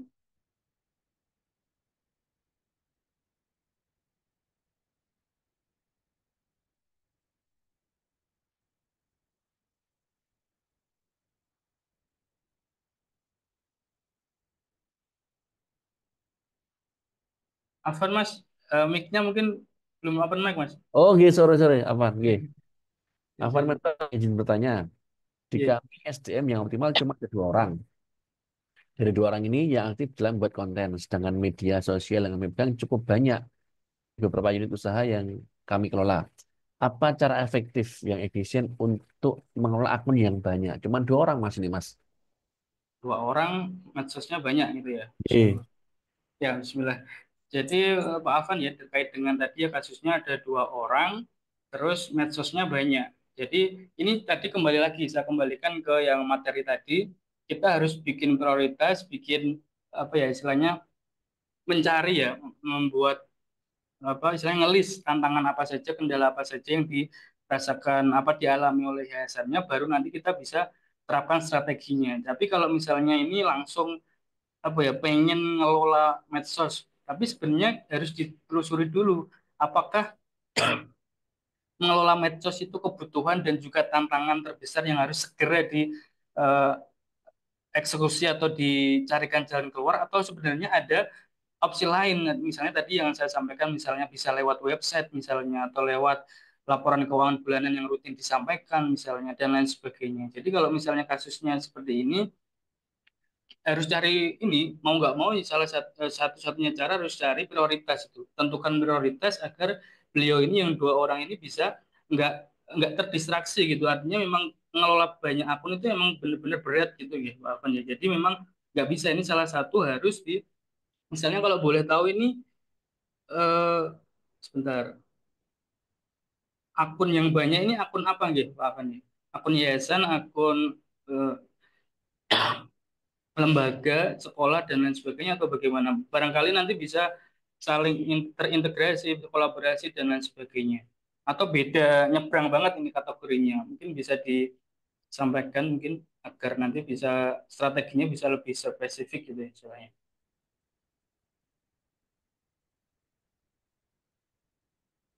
Pak Afan mungkin bisa tambahkan mungkin penjelasan ini. Akun banyak ini tadi akun dari yayasan atau dari lembaga media sosial. Oh, kalau ini maksudnya IG, FB dan seterusnya itu ya. Yang TK, SMP, dan SMA. Masya Allah. Ini ya, jadi kalau dari kasus seperti ini bisa saya sarankan ya, karena saya juga pernah mengalami di pondok saya juga. Jadi ini mungkin pendekatannya lebih ke website malah lebih mudah, Pak Afan ya. Artinya di website nanti kita bisa bisa infokan di situ jelaskan kita punya misalnya TK, SMP dan seterusnya sampaikan bikin artikel secara umum dan seterusnya gitu. Jadi nggak langsung parsial ke SMP nanti update sendiri SMA sendiri dan seterusnya seperti itu. Kita buat secara terpusat dulu lewat website, audien kita kumpulkan apa maksudnya kita datangkan ke website dulu, kita bikin sebuah halaman yang di situ berisi artikel atau informasi yang include tadi semuanya SMP, SMA, TK itu nanti baru misalnya kalau misalnya ada update-update itu malah lebih baik dilempar ke WhatsApp aja gitu. Artinya memang kalau misalnya ada pengen kepo tentang ini TK sendiri, SMP sendiri, SMA apa itu kelola di web WhatsApp dulu itu terpusat gitu. Intinya dipusatkan ke website dulu, baru nanti kita akan pecah itu kan di website nanti bisa kita kasih link-link tertentu gitu ya. Jadi memang kalau langsung 2 orang tadi mengelola semuanya ini ya IG sendiri, walaupun IG dan FB nanti bisa diintegrasikan, tapi masing-masing jenjang ini nanti eh, butuh ini juga effort yang lebih gitu juga ya. Atau barangkali di sini khusus ya waktunya ya, atau dia nyambi. Kalau saya yang pernah saya alami itu nyambi itu susah sekali ya. Tapi kalau memang fokus untuk ngelola medsos sebenarnya bisa ini, walaupun effortnya lebih lagi ya. Nanti koordinasinya bisa lewat Trello misalnya atau ClickUp itu mungkin Oh nyambil, Masya Allah. Beli Ini ya makanya kendalanya double lagi repot. berarti. Double ini berarti artinya memang memang jangan dipaksa nanti ya. Takutnya khawatirnya nanti berdua nanti beliau-beliau ini akan merasakan ini ya tekanan, tertekan dan seterusnya akhirnya nggak optimal mengelolanya. Artinya begini ya Pak Afan ya. Tolong tolong dikurangi beban ininya, beban apa mengelolanya tadi fokuskan aja. Kalau beliau punya basic, punya bikin website yang sederhana pun nggak masalah gitu, lewat website aja, nguploadnya, bikin artikel website, mengelola website dan seterusnya. Nanti semua audiens juga dilempar ke website aja. Misalnya bikin poster-poster pun juga jangan cantumkan sosmednya dulu. Artinya memang ketika kita cantumkan sosmed di situ nanti akan kepo masuk. Nanti padahal di situ belum ada update. Makanya jangan dipaksa ketika bikin poster donasi misalnya atau bikin publikasi dan lain sebagainya, cantumkannya itu website saja gitu. Jadi nanti biar orang keponya masuknya atau portalnya pintu masuknya itu ke website. Jadi kelola website itu lebih mudah gitu ya daripada sosmed per jenjang gitu gitu. Jadi nanti apalagi sambil ngajar ini, Masya Allah ini akan sangat terbebani dan yang saya khawatirkan ya saya juga pernah merasakan ketika sudah ada fase di mana wis wah, berat gitu banget sangat sampai yang nanti akhirnya mengeluh dan seterusnya jadi nggak maksimal jadinya. Jadi sudah dua orang dibebani yang sangat berat itu Masya Allah ini Hmm. mohon di lebih ke perhatian aja gitu. Jadi memang kalau bisa dikurangi bebannya dengan cara jangan parsial per jenjang ini bikin postingannya, bikin kontennya, tapi Hmm. dijadikan satu aja lewat website seperti itu. Ya, Pak. Hmm. Monggo silahkan ada pertanyaan lagi. Masih ada waktu 15 menitan kurang lebih.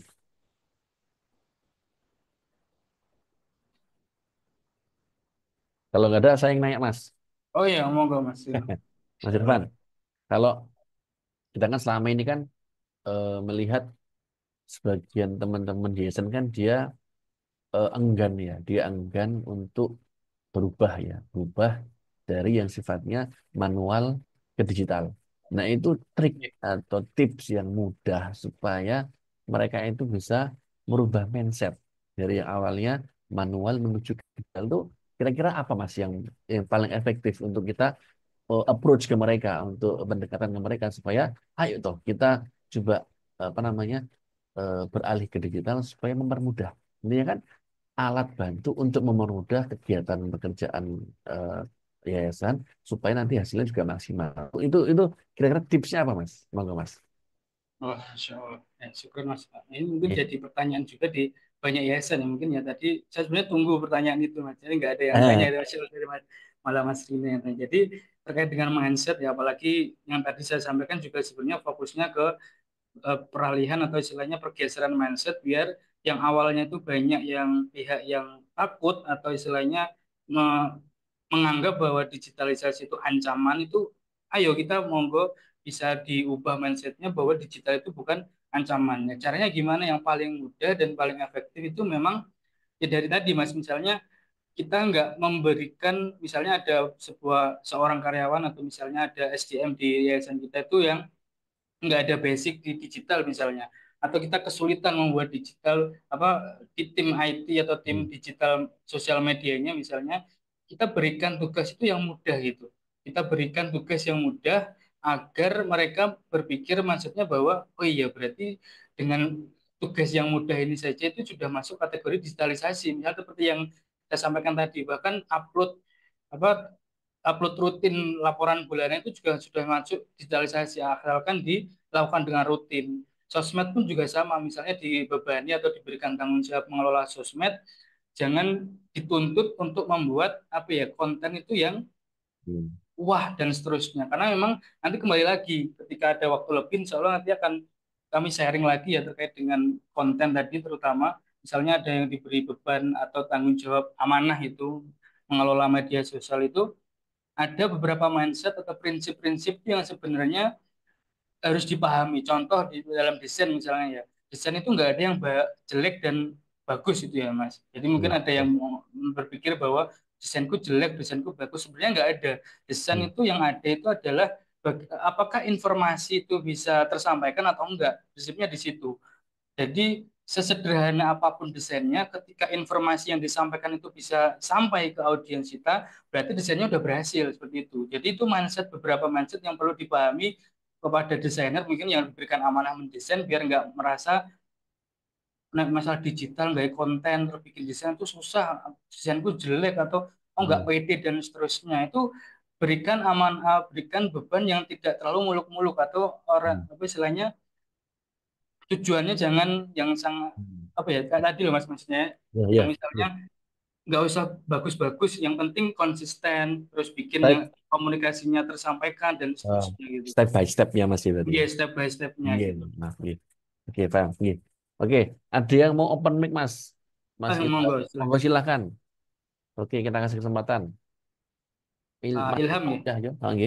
Monggo silakan. Oke, tes, tes. Ya, Masuk ya? iya masuk, Pak. Monggo, Pak. Silakan. Ya, jazakallah khairan. Baik. Bismillah. Iya, itu. Assalamualaikum warahmatullahi wabarakatuh. Waalaikumsalam Waalaikumsalam warahmatullahi wabarakatuh. warahmatullahi wabarakatuh. Ya, jazakumullah khairan atas kesempatan yang diberikan. Waalaikumsalam. Eh, tadi siapa Mas Irfan terkait website tadi itu, Iya. kalau yang responsif gitu ya. Saya itu ingatnya Iya. kan kalau dulu sekitar tahun 2010 atau sebelumnya itu kan ada semacam kayak apa namanya, blogspot itu ya, blogspot atau apa. Oh iya, Mas. Nah, tapi kan untuk itu yang zaman dulu gitu ya. Kalau untuk yang sekarang yang tadi yang sudah sebenarnya website itu apakah dia itu cukup untuk menampilkan tadi ya tentang about us, atau juga dia eh, efektif juga untuk apa namanya, kegiatan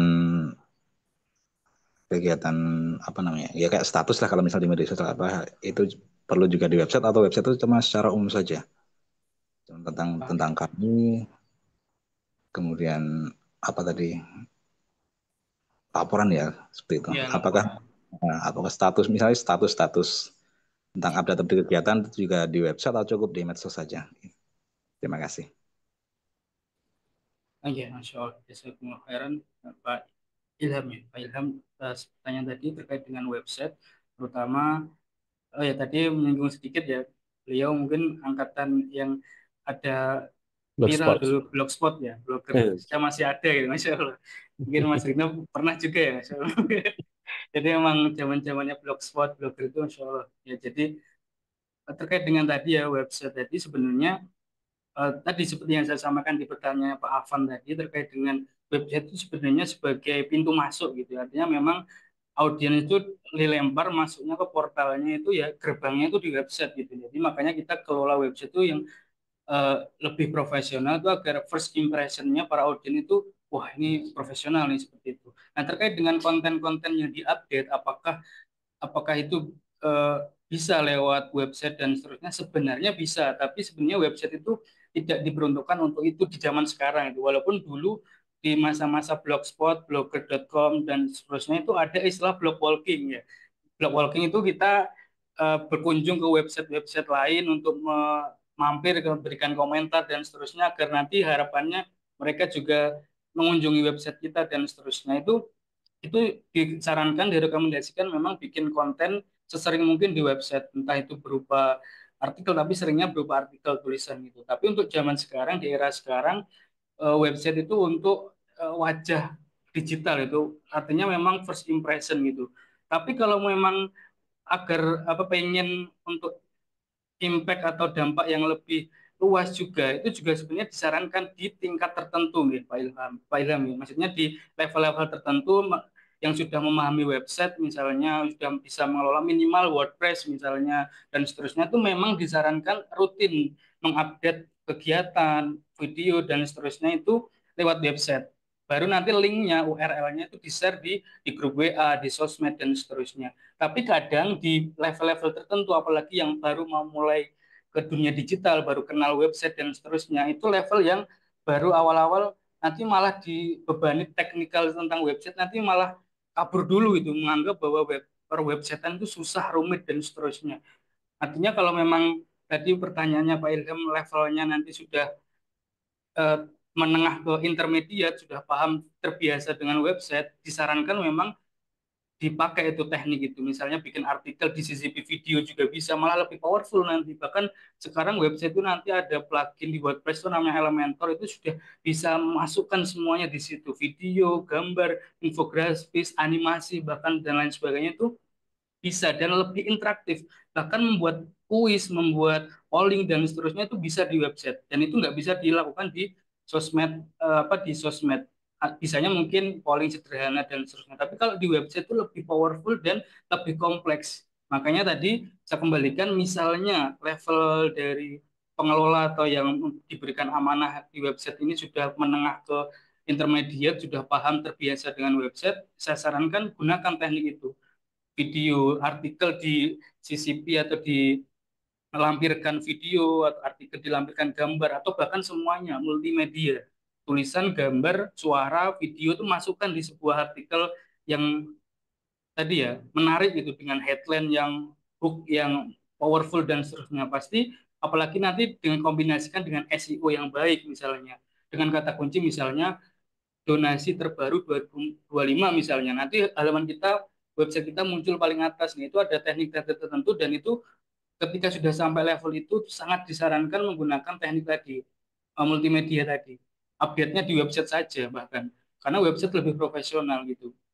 Tapi kembali lagi ketika levelnya masih menengah ke bawah atau baru kenal dengan istilah website bahkan baru familiar di akhir-akhir ini dengan website, memang disarankan website itu digunakan untuk wajah digital aja yang berisi tentang halaman tentang kami misalnya atau hanya laporan keuangan atau tombol donasi walaupun nanti tombolnya ketika diklik kembali lagi diarahkan ke WA. It's okay, gak masalah gitu. Artinya website nanti menjadi wajah digital di mana audien itu masuk gitu. Mau dimasukkan ke pintu-pintu ruang-ruang mana itu silahkan dieksplor sendiri. Yang penting kalau levelnya masih pemula atau masih awam gitu ya pengen mencoba ke dunia digital, website nanti sebagai wajah digital saja, sebagai formalitas dalam tanda kutip, tapi tetap dikelola dengan baik. Tidak perlu membuat banyak halaman, artikel sering update dan seterusnya. Itu nanti akan karena membebani.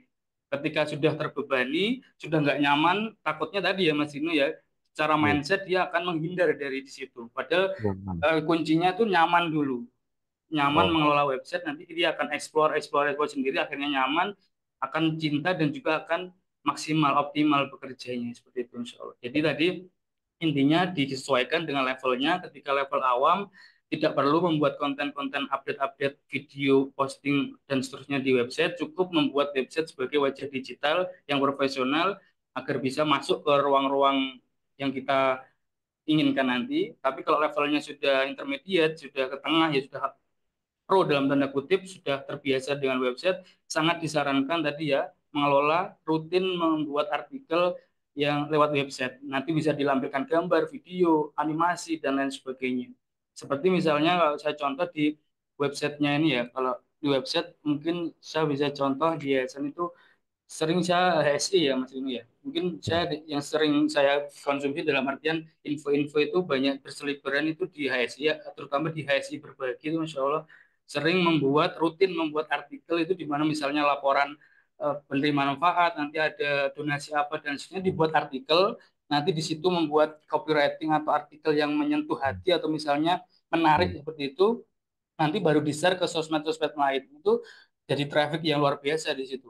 Tapi Hmm. saya dengan catatan itu pasti web web developernya itu sudah intermediate ke atas itu maksudnya nggak awam lagi seperti itu. Tapi kalau sudah masih awam ya kembali lagi cukup gunakan website sebagai wajah digital agar tidak terbebani itu, agar tidak terbebani harapannya dia bisa mencintai dan ekspor lebih dalam betah di dunia digital. Seperti itu nggih. Ilham. Baik. Oke, kita lanjut ya. Pertanyaan terakhir Iya. dari Pak Lukman. Izin bertanya, apakah ada konsekuensi hukum perihal perubahan skema dari manual ke digital terkait dengan dokumen keuangan? Nah, itu apakah itu bisa menjadi bukti yang valid untuk pemeriksaan pihak eksternal? Mohon informasi untuk acuan regulasi peraturannya. Terima kasih. Insya Allah ini pertanyaannya mungkin ya saya coba jawab di kapasitas saya aja Mas. Karena dalam artian legalitas dan seterusnya mungkin yang Marsino bahkan yang mungkin lebih tahu ya dalam artian kalau memang dari segi kapasitas saya mungkin nggak ada bedanya dalam artian bahkan kemarin di beberapa webinar pemateri menyampaikan disarankan bahkan kita tuh punya salinan atau backup semua berkas fisik itu didigitalkan dalam tanda kutip seperti itu ya. Misalnya kwitansi, nota-nota itu kalau bisa difoto, nanti di-scan dan lain sebagainya, nanti disimpan di sebuah folder dan seterusnya itu Hmm. agar jadi bisa menjadi bukti gitu. Mungkin auditor juga masalah ya Mas ini ya dalam artian seperti Oke, itu. Jadi tapi jadi terkait dengan legalitasnya itu mungkin bisa bantu tambahkan Mas Rino mungkin. oh, baik. Terkait dengan perubahan nggih, dari manual ke digital, kalau kita mau di pengalaman kami tidak masalah karena memang justru malah memudahkan. Jadi kalau Iya. dulu ya kita di kantor yang lama itu kan ketika dia masih sifatnya fisik ya, waktu itu auditor tuh berkunjung dia ngecek bantek ya, file bantek itu kan di gudang gitu kan sampai berbulan-bulan mereka ngecek transaksi keuangan, dokumen, surat itu dia file secara kertas gitu. Itu dulu ya 2010 sampai 2015 lah, masih di kantor lama itu kan. Nah, setelah era digital, maka kemudian kita ubah mindset itu sehingga ketika ada apa namanya dokumen, entah itu surat, SOP atau keuangan, kita buat PDF. Nah, itu kemudian kita upload ke sistem sehingga auditor itu tinggal remote. Jadi ketika dia apa namanya datang ke kita untuk kick off meeting ya, kick off meeting untuk mulai apa audit itu tinggal kita ini datanya, silakan aksesnya, silakan jenengan kerjakan di kantor jenengan. Jadi kalau ada kebutuhan baru ngecek ke kita. Jadi lebih mudah. Jadi auditor itu nggak bolak-balik. Dia cukup sekali ketika give meeting sampai ketika mau exit meeting 2 kali mas. Itu lebih lebih mudahkan dan itu kita kerjakan di pondok pesantren Gadis Klaten itu juga kita saat ini seperti itu polanya. Sama juga ketika kita di Cinta Sedekah juga seperti itu. Jadi itu cukup diakses sistem yang kita buat sehingga mereka tinggal ngecek bukti-buktinya itu dan valid insya Allah tidak masalah. Seperti itu. Barakallahu fikum. Iya, Masya Allah. Jazakallah khairan Mas. Ini ya Baik, baik. tambahannya tadi. Oke, Tep. Itu sudah jam 9.30 Mas. Gimana Mas? Oke, Masya Allah. Itu ada satu tinggalan Mas itu, Oh, mana Mas? itu Oh, yang boleh dihilangkan nggak itu musiknya itu? oh, lebih baik disimpan. Simpan aja. Baik disimpan ya. Simpan aja nggih. Jangan dihilangkan karena kan nanti kan juga untuk backup aja sih. Jadi kalau fisiknya tetap ada, online tetap ada seperti itu. Jadi Iya, iya, kalau iya. bisa tetap disimpan seperti itu. Nanti kan ada masanya 5 tahun lebih itu kan sudah mungkin kertas sudah nggak kelihatan Mas ya. Udah kalau kwitansi Indomaret itu kan udah hilang tuh tulisannya itu kan. Nah, itu berapa hari berapa bulan. Tapi secara online tetap harus ada seperti itu. Oke, Oke. oke. Masya Allah. Ya, monggo Mas closing statement dari Mas Irfan, monggo. Oh ya, Masya Allah. Jazakallah khairan. Jadi, alhamdulillah tadi kita sudah bahas dan juga diskusikan beberapa dan juga pertanyaan tadi juga sudah selesai materi. Alhamdulillah ya, kita udah bahas tadi strategi digitalisasi ya dalam membantu profesionalitas yayasan. Mulai dari tantangan yang dihadapi, 3 pilar utama tadi juga sampai di strateginya.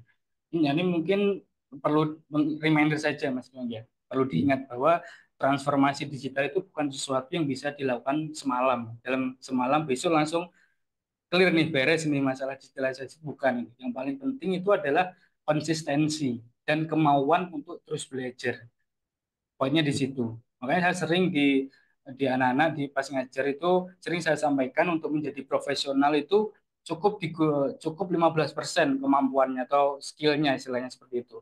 Yang 85% itu adalah kemauan. Artinya memang kalau kita mampu tapi nggak mau ya sudah selesai itu. Kita nggak akan Iya. sampai ke tujuan atau target-target itu. Tapi kalau kita belum mampu mungkin, tapi kita sudah mau nih menggebu-gebu Hmm. belajar konsisten, terus nanti Nah, juga dan lain sebagainya, itu insya Allah akan hmm. sampai di situ.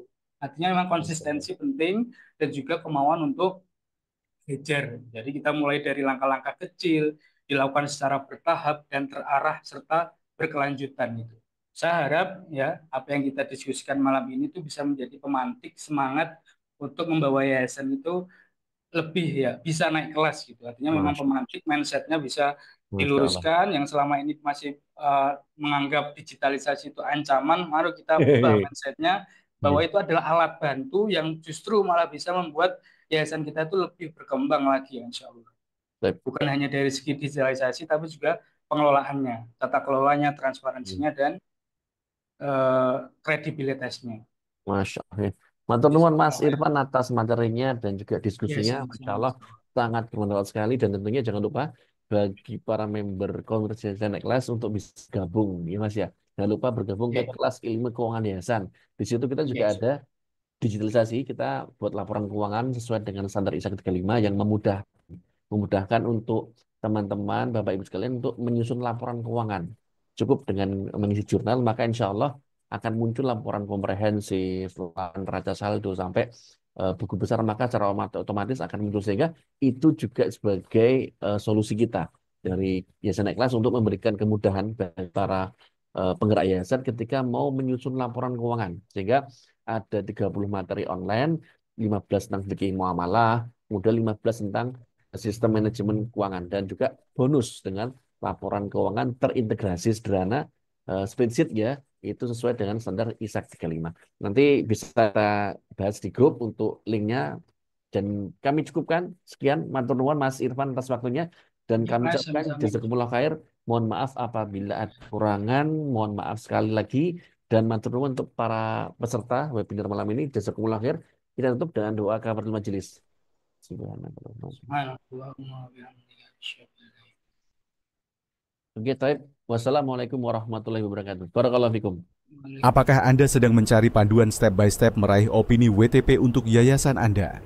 Apakah Anda juga sedang mencari solusi praktis untuk meningkatkan tata kelola yayasan Anda? Inilah saatnya. Mengelola keuangan yayasan jadi lebih mudah dan terstruktur dengan panduan praktis dari kami. Kelas online ilmu keuangan yayasan hadir dengan 30 lebih video materi yang praktis dan mudah dipahami. Akses kapan saja, di mana saja, tanpa batas waktu. Dapatkan bonus aplikasi keuangan sederhana yang terintegrasi dengan ISAK 35. Tak perlu khawatir, peserta juga akan mendapatkan pendampingan eksklusif jika ada pertanyaan atau kendala. Daftar sekarang di kelas online ilmu keuangan yayasan. Diskon spesial untuk pendaftaran lebih dari 1 orang. Kunjungi yayasannaikkelas.com atau scan QR Code berikut. Jangan lewatkan kesempatan untuk meningkatkan tata kelola yayasan Anda agar bisa naik kelas.